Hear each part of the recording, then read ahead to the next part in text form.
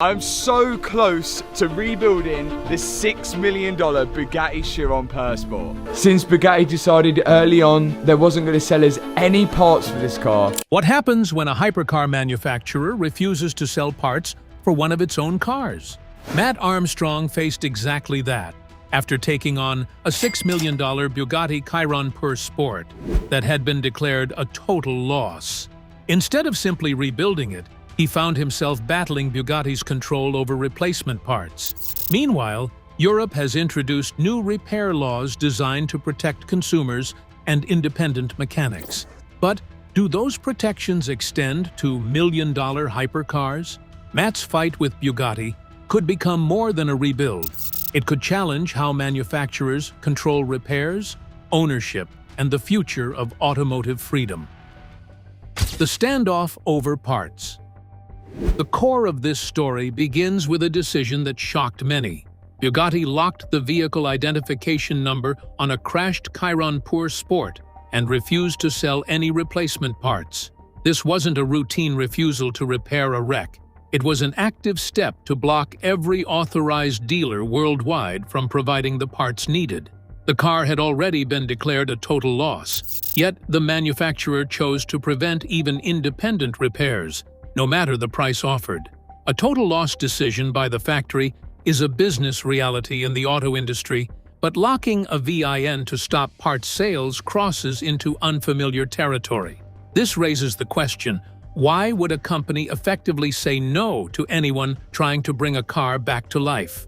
For owners and mechanics alike, this move seemed less about safety or legality and more about control. Control over who gets to own, repair, or profit from these ultra-rare vehicles. The car itself was no ordinary machine. A Bugatti Chiron Pur Sport, one of just 60 built, with a price tag of over $6 million. When it crashed during a stunt run, damage was severe. Front airbags deployed, carbon fiber broken, and the subframe twisted. The factory's own technician flew out to assess it and declared it a total loss, offering a repair estimate of nearly $1.7 million, half the car's original cost. Yet, the owner, Alex Gonzalez, rejected the factory's offer. The decision quickly morphed from a private insurance matter into a public battle, amplified by Bugatti's unprecedented choice to block parts access. This standoff hasn't just halted a repair, it has ignited confusion and debate.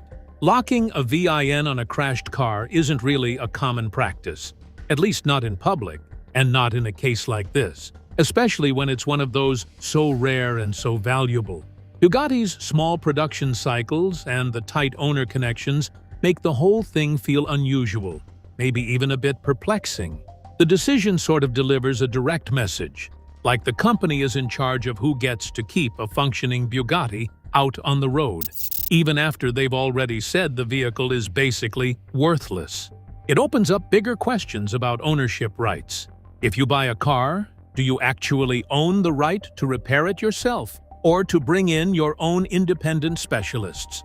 Or does the manufacturer keep the final authority, controlling access to the key pieces that make the car work again?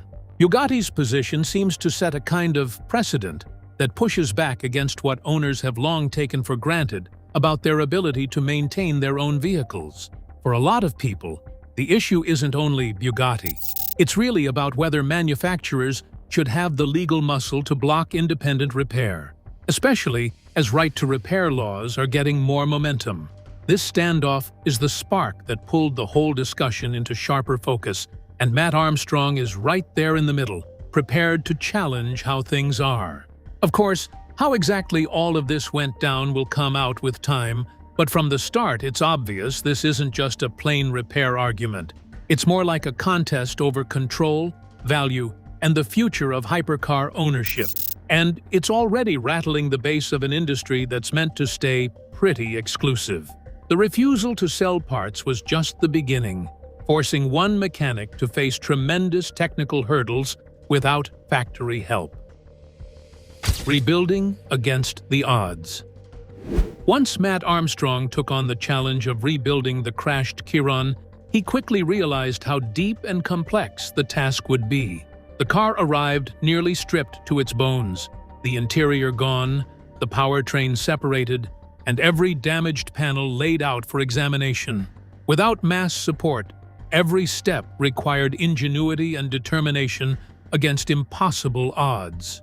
Beyond visible surface damage, they uncovered serious internal failures, broken transmission mounts, a failed coolant system in multiple places, and a front structure that needed rebuilding from the ground up. None of these repairs came with support from Bugatti, which meant no parts catalog, no technical service documents, and no factory guidance. Without the manufacturer's involvement, the rebuilding team had to create their own roadmap. Every part needed had to be reverse engineered, sourced independently, or custom made. For the coolant overflow pipe, what could have been an exotic, expensive replacement became a simple length of brake hose. A modest solution, but one that challenged perceptions about the complexity of these machines. Even the airbag system was sourced from a kind of different car, a modest Audi A3, showing that not everything is locked behind the Bugatti mystique. Some people might think hypercar pieces are impossibly rare or somehow purely custom-made, but this rebuild kinda proved they can be practical and approachable if someone has creativity on tap. The real stress point was the engine mounting, the broken bracket that ties the gearbox to the engine. Since there was no proper replacement from the factory, the team did a 3D scan of the damaged part, then modeled a new version digitally and had it produced. This whole approach, once out of reach for independent workshops, is now a real tool that levels the field in a way. Then, the bodywork came with its own weird hurdles. Bugatti would not supply exterior panels, so the team commissioned a custom wide body kit from a Dubai specialist, pushing costs to over $700,000. It wasn't just swap and go, it was basically a new design, which meant cutting, reshaping, and fitting it so it matches, and sometimes improves, the original silhouette. Overall, this rebuild pointed to a simple truth that's easy to miss. Independent mechanics with the right skill, tools, and stubborn determination can work around manufacturer limitations. The project wasn't only about putting the car back together, it was about making a point. Even while the rebuild continues, the fact that the engine has run since assembly began says a lot about what's possible outside factory control. As the project continued, Bugatti's reaction brought a new dimension to the story. Bugatti's response. Bugatti's management eventually broke their silence, with CEO Mate Rimac publicly addressing the controversy for the first time. Rimac acknowledged that Bugatti had been closely following the rebuild online and criticized some of the reporting around their service and repair costs as exaggerated or inaccurate. His statement aimed to clarify the company's position amidst growing public scrutiny. Alongside this, Bugatti offered to have the car transported to their Molsheim factory, where it could be repaired by their technicians using proper tools and procedures. On the surface, this seemed like an olive branch, emphasizing safety and quality control given the car's extreme performance capabilities. However, the proposal came with strict conditions. Repairs would only occur on Bugatti's terms, at their facilities, and at factory prices. However, Bugatti also made it clear that they would not sell repair parts to either Matt Armstrong or Alex Gonzalez for an independent rebuild at any price. The choice was binary: accept factory-exclusive repair or receive no manufacturer support and no genuine parts access. This stance sparked debate about the genuine motivation behind their position. Was it safety or market control? Armstrong's measured response reflected surprise that Bugatti's leadership was engaging at this level, but made clear his goal was not to create a public feud. Instead, he sought a practical path to restore the car without incurring the exorbitant factory quote. This calm framing helped focus the conversation on the core issue: access to parts and repair rights, not simply who was right or wrong. Bugatti's safety argument is rooted in the technical complexity of the Chiron. Its carbon fiber monocoque, quad-turbocharged 16-cylinder engine and split chassis structure require specialized tools and expertise. The company claims only factory-trained technicians with proper equipment can guarantee safe repairs, a claim that underpins their refusal to sell parts independently. Yet, this logic circles back to the question of whether access to parts requires total factory control. Independent mechanics have shown innovative ways to replace nearly everything using modern manufacturing and reverse engineering. Whether complex components justify restricting part sales is at the heart of this ongoing debate, with no clear resolution yet. There's also a financial reality in Bugatti's position. By keeping all repairs in-house, the company secures every dollar spent on parts, labor, and services. Blocking parts sales outside factory channels may protect revenue streams and control over resale values, especially since independently rebuilt cars could enter the market without factory oversight. Rimac's decision to publicly engage, rather than ignore the controversy, signals Bugatti's awareness of reputation risks. This exchange elevated the conversation from a niche repair issue to a public debate with potential legal and regulatory consequences. The reply came just as the EU's right to repair law was taking effect, setting the stage for a clash between tradition and emerging consumer rights. The fight over parts access was only beginning, with the law casting a long shadow over what would come next. The law that could challenge Bugatti. In July 2024, a significant new European Union directive became applicable across all 27 member states, known officially as Directive 2024/1799, but often called the Right to Repair Directive. It aims to empower consumers and independent mechanics by ensuring access to repair services and parts. The law requires manufacturers to offer repairs at reasonable prices within reasonable times, extends legal guarantees following repairs, mandates public disclosure of repair pricing, and bans contractual or technical measures that block independent repairs. At first glance, this law seems like a game changer, potentially forcing companies like Bugatti to open their parts catalogs to anyone wanting to fix their cars independently. However, the directive is limited in scope. It currently applies only to specific product categories that meet repairability standards under the EU's broader eco-design regulations. These categories include household appliances, electronic devices, and some consumer electronics. But as of its effective date, motor vehicles are not on that list. This omission is critical. While many news reports have suggested the directive directly applies to cars, and thus threatens to upend manufacturer control in the auto industry, legally, that is not yet the case. The law creates a mechanism called delegated acts to gradually add product categories over time.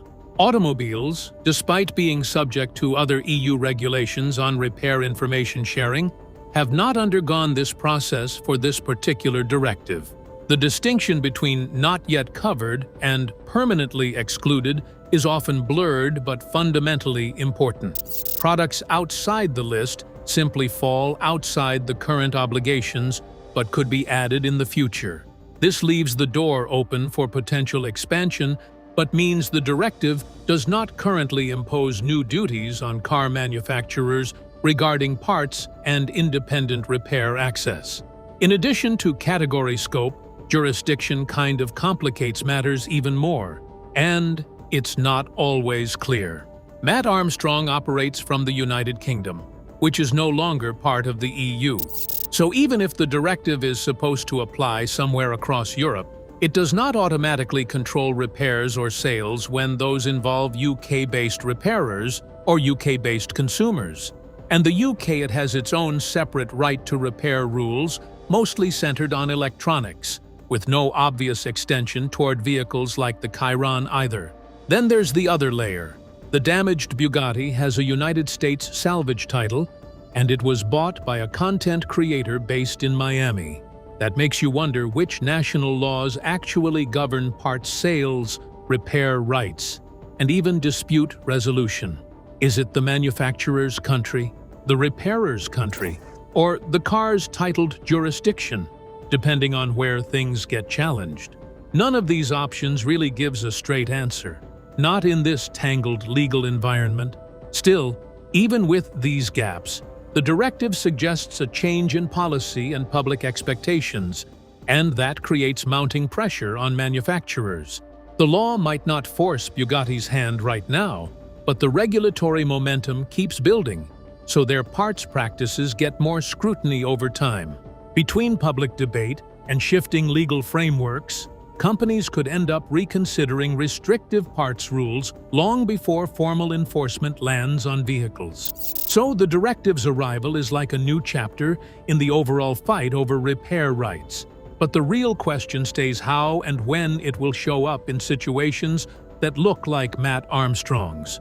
The wording, it lines up with what owners and independent mechanics have been asking for, but the reach is still unfolding because it sits inside a patchwork of overlapping rules and jurisdictions, not a single unified system.